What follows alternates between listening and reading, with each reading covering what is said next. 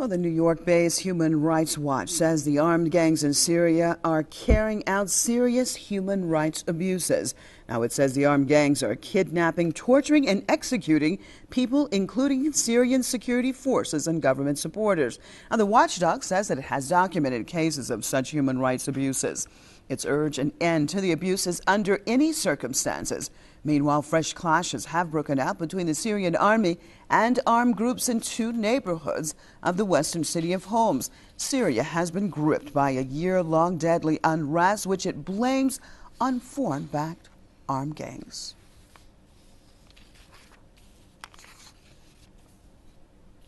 Well, let's switch over to Washington, joined by Syed Ali Wasif from the Society for International Reforms and Research.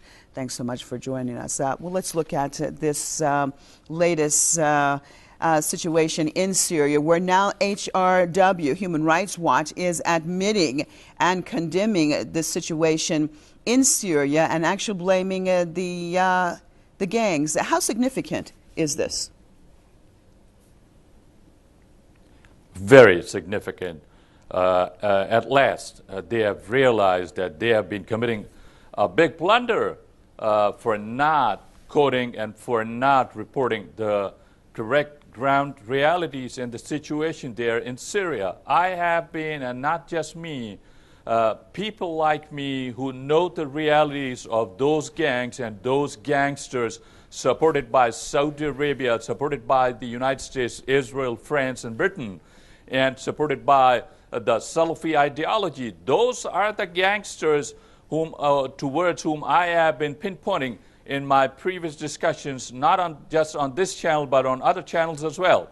And I've been lecturing, I've been telling the people that the real situation mainly is the creation of those Salafis, of those Saudi terrorists backed by and financed by Saudi Arabia and trained by British and French forces there, who are trying to disrupt the peace of Syria, disrupt the system of Syria, and they are trying to have a covert Salafi government there, which would favor Israel, which would favor the American policies in that region, which would consolidate the Saudi influence there, which would disrupt the Lebanese peace there, which would disrupt the Iraqi peace there. So it's basically a multi-pronged attack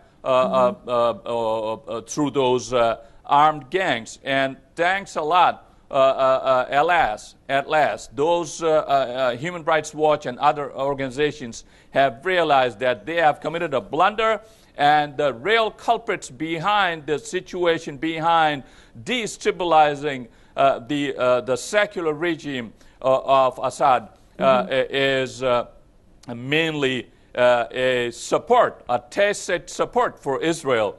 And they have been engaging in terrorist acts which are contradictory to international legal norms and international humanitarian norms, international human rights norms. So I think it's high time that Human Rights Watch and Amnesty International as well, both of these organizations, since they have international presence, they must report these atrocities by these gangsters and terrorists to the Human Rights Council with the United Nations. Well, Syed Wasif, do you think that we'll be seeing a retreat from these Salafists that are being supported by some Western governments now that we have an international organization like Human Rights Watch admitting that it is actually armed gangs that are doing the majority of the violence in that country? Do you think, one, that it's a sign that the Assad government has been successful in combating those gangs to a certain degree, that they're admitting this international organizations? And two, will it mean a retreat at all from these gangs as far as what they're doing in Syria? Never, never. Until they are wiped off from the streets of Syria, they will come again and again and again.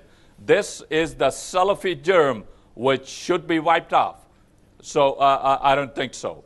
The second thing is, those Human Rights Watch people and, of course, Amnesty International is lagging behind in this endeavor to pinpoint the real culprits before the international community.